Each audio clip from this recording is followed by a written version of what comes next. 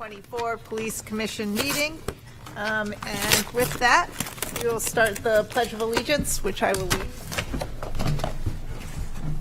I pledge allegiance to the flag of the United States of America and to the republic for which it stands, one nation, under God, indivisible, with liberty and justice for all. Looks like a quiet day here at the Police Commission meeting. We aren't going to be suspending the minutes, but simply going through the agenda. And with that, I'll take a motion to accept the meeting minutes from September. So moved. Second. All those in favor? Aye. Okay. Like I said, it's a quiet day and a little empty over in the gallery. So I don't see anyone for public comment, but always for those who decide to watch the meeting later on Zoom land, you can always contact us if you have any questions after watching the meeting. So we'll move right on to new business, and we're going to start with the facilities update. Chief, do you have anything with respect to the restoration?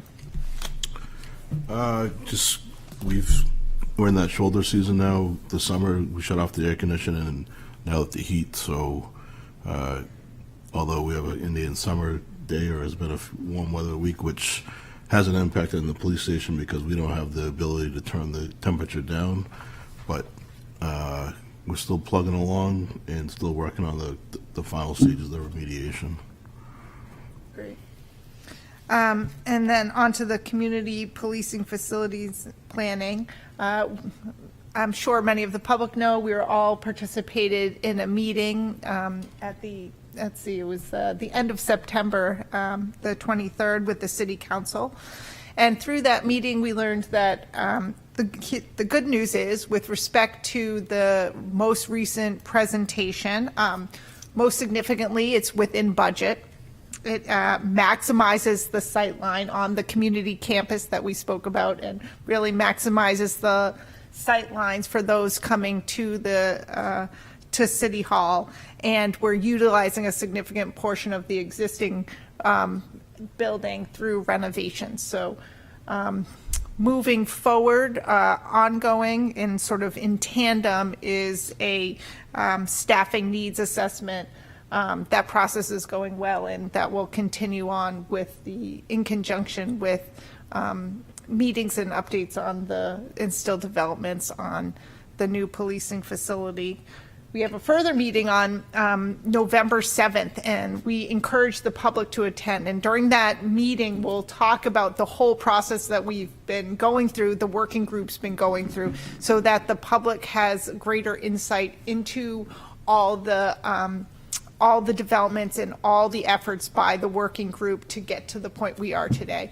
And it's a great opportunity. We encourage everyone, for the public who has questions, concerns, interests, please come to that meeting.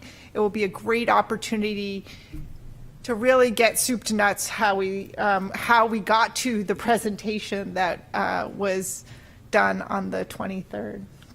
Does anybody else have, Commissioner, anything else to share? If I can just add to that, that's going to be a public forum. The meeting's scheduled for a 3-hour block, so that we can start from square one of where we started and what we've been doing the last 18 months and lay it all out to get to where we're at today. Several of the questions that were asked at the last meeting, I think, will be answered here. We've also are accepting questions beforehand to make sure that we will have an answer for people that might have some questions that haven't already been answered. But we're looking forward to that meeting and to continue to work forward on this project. Yeah, I mean, again, we really encourage the collaboration with the public. Any comments, please. And as we reinforce it, I think every meeting, there's also a lot of information on our website. So please check out the website for additional details. So moving forward does anybody have anything else? Okay, moving on to community priorities. Chief, can you talk a little bit about the CAD RMS system? Yes, so we were scheduled to go live this month. However, during our training module, as we were preparing to go live, we found some problems in the system that had some mandatory requirements that we had to have that weren't working properly. More specifically, the way we do our accident reports. The CAT RMS company was developing a new way of doing that, which we were aware of, but we were still under the understanding that the way we currently do our accidents we could still do, and that wasn't the case. So therefore, we had to push back the start date, or the company had to push back the start date, and now we're looking for an implementation of sometime in May. So in terms of that, fair to say, so what happened, there's a program that we need that hasn't been fully developed by our software developer, and as a result, we can't start until that accident reconstruction or accident report Actual generation, reporting yeah, module. is developed. So no fault of the PD, but there has been some training, correct? Yes, we had some excellent training. Everybody was in the mindset of we were getting prepared to go live, so everybody within the department attended some phases of the training, which was done over a 3-week period, and we were preparing to go live, but through that training we found some glitches that weren't working right, and we worked through the majority of them, but we just couldn't overcome the accident piece. So we're still going to keep plugging along and be ready for the next go live date. Right. When our developer is ready, we will be ready. Right. But I think one thing that's important with respect to the community priorities is so many of the itemized list of the community priorities that we're striving to achieve are contingent on this new CAD RMS system, because there's so many specific elements designed just for Portsmouth PD with regards to data collection. So it is certainly disappointing, but we want to be up and running in full capacity before, rather than a slow rollout. It's our overall daily operating system, so we didn't want to have to be running 2 separate systems at the same time, our old system and the new system. So we make a preference on we want to get it right and get everybody to buy into it when we do it, so that we can just hit the ground running, continue on and move forward. So we want to make sure that we have it right when we do it. I would point out that, as the chief said earlier, the vendor, the provider of the system, a company called Central Square, many police departments in New Hampshire are looking to the Portsmouth Police Department's development or implementation of the Central Square system before they choose a vendor. Portsmouth is going to be a leader in this, and as we've talked about in several prior meetings, the kind of data we're going to be able to collect here, we're going to be collecting data that other police departments in New Hampshire are not collecting, demographic and other data, and so, as always, Portsmouth is one of the best police departments, maybe the best police department in New Hampshire, and we're leading the 21st century development of new CAD MRS systems in New Hampshire. Yeah. And one more question, Chief. Will this have any adverse impact on the rollout of body-worn cameras? No, they're separate systems. The new CAD RMS system will have an interface that goes into the body-worn camera system, but our current system of IMC now, there's already it's already in play. There's departments already have it, so that's an easy connect, and then we'll just roll it over when we go live into the new system. Okay. And can you let the public know when we're scheduled for the rollout of the body-worn cameras approximately? So we had purchased with Axon the body-worn cameras and also the tasers. We are looking to implement the tasers this fall towards the winter. And then after the new year, we'll be starting to roll out the body cams. We'll start off in a small, basically like a demo group that will work on ironing out the bugs, and then we'll do a full rollout to the rest of the department probably in the spring. Well, it's certainly nice to hear that we're still able to advance some of our community priorities with respect to the body-worn cameras, separate and distinct from the CAD RMS system. What's so nice about this from my perspective is this is a conversation that started in Portsmouth 6 years ago. about body-worn cameras, and we're almost there. All right. Does anybody else have anything with respect to the community priorities? Okay, conference updates? Chief? The deputy and myself and several other members of the police department we just returned today from the International Association of Chiefs of Police Conference. It's the biggest police conference basically in the world because it's world attended. This year it was hosted in Boston, so it was kind of like a home game to us. So we had the ability to get additional staff there to be able to participate in the conference. It's like I said, there's a lot of exposure there. There's police departments from anywhere from the 3-man department to NYPD of 40,000 and everything in between. So there's a lot of different classes and lectures, town hall meetings. I know Buzz had gone to a town hall meeting preferentially before the body cams through PERF, which is Learning Academy for Executive Management. They talked to a lot of the major city chiefs and problems that are going on across in the country. And although those departments may be bigger, but I had the ability to sit down and speak to some of those commissioners and chiefs from these large departments, and they actually were talking to me and gaining information for you because we all deal with the same things, just on different scales. One example is I was sitting down with the commissioner of Philadelphia Police Department, which is the 4th largest police department in the country, and he was picking my brain on a lot of different things. I was like, they're like celebrity status. I'm just from Portsmouth, New Hampshire. But, to listen to him and, talking about the different issues and, like in Philadelphia, they probably have more shootings than we have in the whole entire state of New Hampshire in 1 week, and that's in New Hampshire for a whole year. But again, the investigative tools and the things and how we handle them, those all happen the same way for the most part, just obviously at different scales.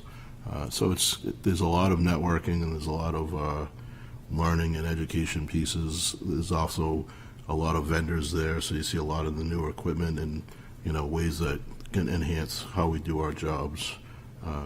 The bigger thing now is artificial intelligence is a huge new thing in law enforcement, and it's actually kind of scary in the direction that's going. So just different ways of doing things, more efficient and safer for not only us but for the community. So it was a well attended conference, and it was we got a lot out of it. Great education tool.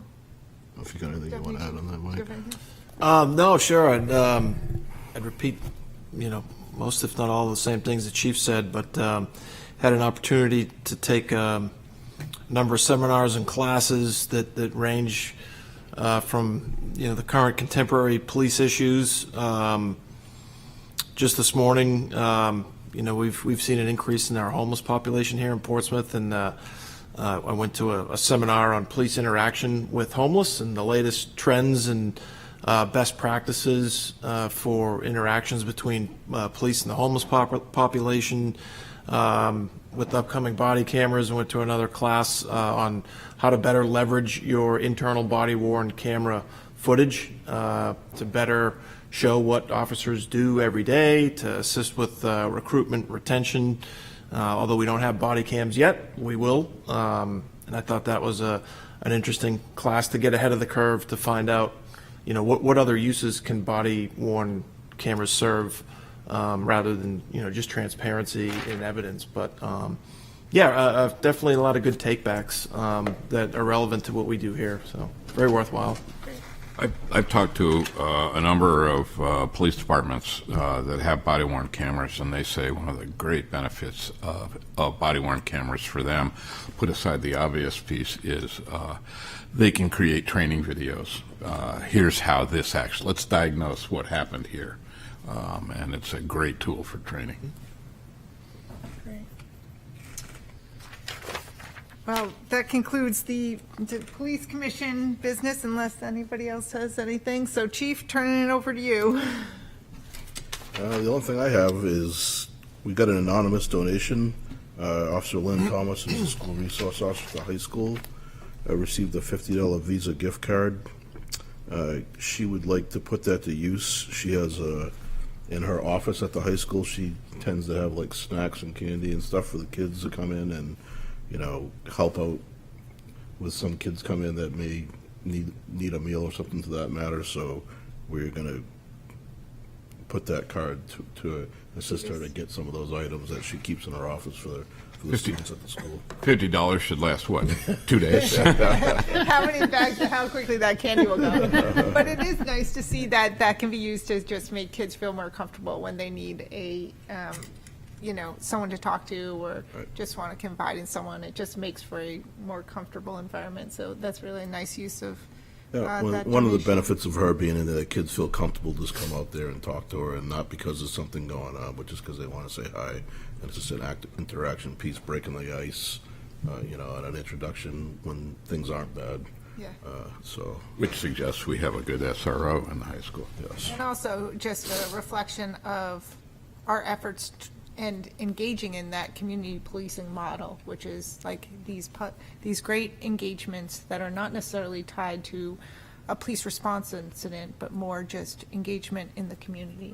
Yeah, and I was just at a class, before I came back this afternoon on community policing, and exactly that. It's community engagement. It's not just based off of programs. The school resource officer is not a program. Like, she's just there to engage with the kids and have the kids engage with her to break those barriers. And just like we ask of our police officers out on the street and do the same thing with the community. So that is all a piece of community. So. Wonderful. I move. You're ahead of me. I know. I'm an expert at this. Yes. I move to accept the donated $50 Visa gift card for SRO Thomas to use to purchase food for her office to share with students, visitors, and to forward this to the City Council for their action. Second? Yes. All those in favor? Aye. 3-0, okay. The accreditation manager update? I just give you a quick update. We have a new accreditation manager who started last week. So she's in training. She'll be attending a lot of training in the next month or two. So we're looking forward to have her on, and she's hitting the ground running, and we have some catching up to do for the absence of having an accreditation manager, but, with the help of Jackie over there, who's the accreditation guru, hopefully we can get her up to speed quick. And Chief, just for the public, this is to maintain our high CALEA standards of accreditation. And Yes. And on top of that, we've also, not just done the CALEA accreditation, but we've just started the state accreditation as well, which isn't a big lift because under CALEA, we do a lot of things that the state requires. So, but for a new person that's never done it, still a big, there's a learning curve, no it's a doubt. big learning curve. All right, crime analyst report? Deputy Chief? or- Chief, yep. Sure, looking 2023 to 2024, January to September 30th, overall calls for service are down 11% from 34,159 to 30,115. Our arrests are up 5% to 694 for this year. Within those arrests, the DWI arrests are also up 14%, which is a good in the sense that the officers are aggressively targeting impaired and drunk drivers, but unfortunately that number is also up, which tells us that people aren't listening to what we're asking them to do, and that is not drive impaired. Total police reports taken, just about the same, down 4%. A 4% reduction in reportable motor vehicle accidents, which is the overall goal of our traffic enforcement efforts, so that is good. Almost a 13% decrease in total motor vehicle stops. Current year, 5,522. Involuntary emergency admissions, up 25%, which is a significant amount. 45 occurrences of that so far this year. Mental health related calls are down 20% to 136, and juvenile matter calls are down 21% to 106. One question, as I always have at least one question for Deputy Chief. Are the DWI arrests, are those numbers also included in the overall arrest category? Yes. Yeah. I mean, I think one of the takeaways from this that is really increasing as we carry on throughout the year is just in terms of the reduction of mental health calls and probably the direct relationship between the social worker, the efforts of a social worker, as well as 988. I mean, to be up in number of arrests and down 20% in mental health calls is, I think, a remarkable and a real credit to like sort of the efforts to bringing on that social worker, having the social worker actively involved in getting follow-up resources, helping individuals get follow-up resources and reducing recidivism. Yeah, one thing I did notice, seeing that our mental health calls are down, but our IEA numbers are actually up. So therefore, the people that need help in our assistance are getting it, and then our social workers dealing with the calls that we may not necessarily need to be that involved with. Right.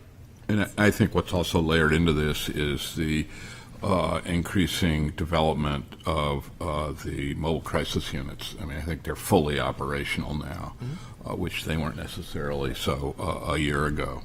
So, Yeah, and it means we're getting people to the hospital, and that's what the goal is, which is really great. I mean, which can then lead to the reduction in mental health calls thereafter, right? Because they're getting the right treatment and then the right follow-up resources with our social worker. I also think, when you compare that our motor vehicle stops are actually down, but the DWI arrests are up, it just shows that sort of that our officers on the road are really making a concerted effort to reduce impaired driving. Yeah, we definitely have been more aggressive with the DWI arrests. I do see that number as a large difference between last year's motor vehicle stops and this year. I think there's a lot of different factors into that, most being just staffing-wise and not having the number of officers available out in the street to be working as many of the highway safety grants. But also to that could just be people are actually driving better, which would be a plus. Yeah. And the other thing to take note on the DWI arrest, that's impairment by not just alcohol, but any type of drug. And I don't have the specific breakdown of DWI arrests that are alcohol related versus other narcotic related, but I will say we do make a fair to significant amount of arrests for DWI that are not alcohol related, but some other type of either prescription drug or controlled drug. People are operating vehicles and using those. to what extent do we see a DWI arrest, so-called, for where the underlying drug was marijuana? Do we have any feel for that whatsoever? It's very low. I don't have a specific number on that, but I can just anecdotally say that it's relatively low, if not very low.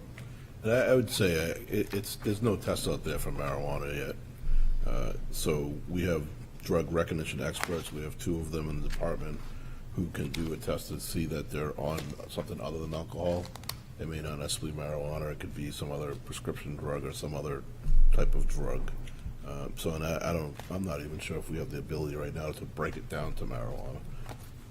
So perhaps be leery of drawing conclusions about whether marijuana is a serious concern about people's driving behavior. Not too early to draw. I don't know that if I'd go that far. Well, no, I'm saying it's too early to draw that conclusion. Yeah, right. Okay. All right.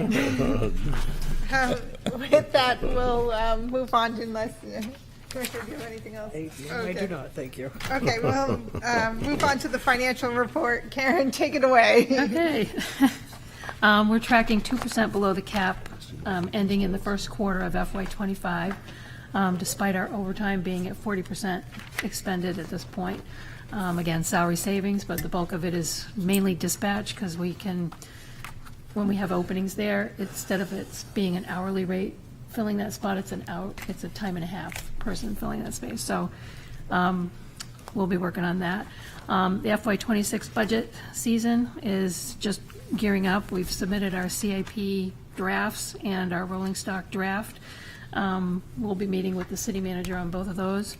And then we'll probably be kicking into gear end of December, beginning of January, for the full FY26 budget. In grants, we are still awaiting the answer on the body-worn camera grant that we submitted to the Department of Justice. That was for, I think, $200,000 per camera. We are awaiting the final word on a $1 million ICAC federal grant supplement, which we should be hearing shortly on that. We submitted our JAG grant application. That would be for a department-wide training. And we are beginning at the beginning stages of writing a CERT grant for $11,000 in prospective allocation. We don't have it firmly, but we have a prospective allocation for that. On the strategic plan, my partner on the strategic plan has changed. I think for this year, we were trying to revamp it and do a completely different format, but just to get it out the door, we might revert back to the old format or a modified old format. And I'll try and get that done before the end of December, because that feeds into what our budget allocations and goals and objectives go toward. Excuse me. And that's it. Short and sweet. We forgot traffic, motor vehicle stops. Oh, I'm sorry. I went right over that, so my apologies. Thanks. Sure. So reporting out for the month of September, a total of 737 motor vehicle stops, which is a significant increase from the previous month, which if you break that down to how many days there are in September, it breaks down to an entire month of averaging out one motor vehicle stop every hour for the entire month. So that's a credit to the work that the officers are doing out in the street each day. 28 summonses and 38 reportable motor vehicle crashes, which is 17 fewer than last month. So that's a significant reduction there in crashes. So I don't think it's typically not, so many words, an accident when our motor vehicle enforcement is very high and our crashes are low. So it continues to show that our efforts are paying off. That's great. As I'm required to do, I have a question for Deputy Chief Maloney. So 737 motor vehicle stops and 28 summonses. When does an officer summon someone rather than, does a basic speeding ticket count as a summons? Or That is a summons when you get an actual ticket, but it's at the officer's discretion of whether or not they write an actual summons ticket, or they write a written warning, or they give you a verbal warning. So an actionable, you got to deal with the court system ticket counts is a It's a summons. summons. That's So, correct, okay, that gives me a So sense. like Utica there's 28 summonses. It could have been, out of the 700 motor vehicle stops, it could have been 500 Warnings. written warnings and, 100 whatever verbal warnings. And it all just depends. They take it under their discretion, what the reason for the stop is, what the person's motor vehicle record is, time of day. And just to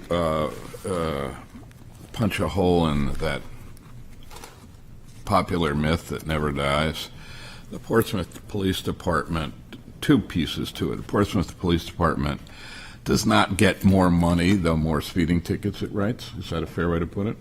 The city of Portsmouth sees $0 out of a speeding ticket. And an individual officer is not evaluated in terms of promotion or annual evaluation based on how many speeding tickets they write. No. Thanks. Thanks. Anything else? Traffic stops. Sorry, I went out of turn. I got so excited to get to the financial report. Always riveting. Always. Troubled woman. Yes. Anybody have any other new business, old business, anything else? All right, well, it's a pretty quick meeting. Our next meeting is November 19th, 2024, Tuesday, of course, but always check the municipal calendar. And a reminder to everyone out there that November 7th is a public meeting session on the community policing facility. We really encourage everyone, if you have a little time, to come to attend, listen in, because I think it will be of value in understanding the process that the working group's gone through to get where we are today. So with that, I'll take a motion to adjourn. So moved. Second. All those in favor? Aye. Meeting is adjourned. Take care, everyone.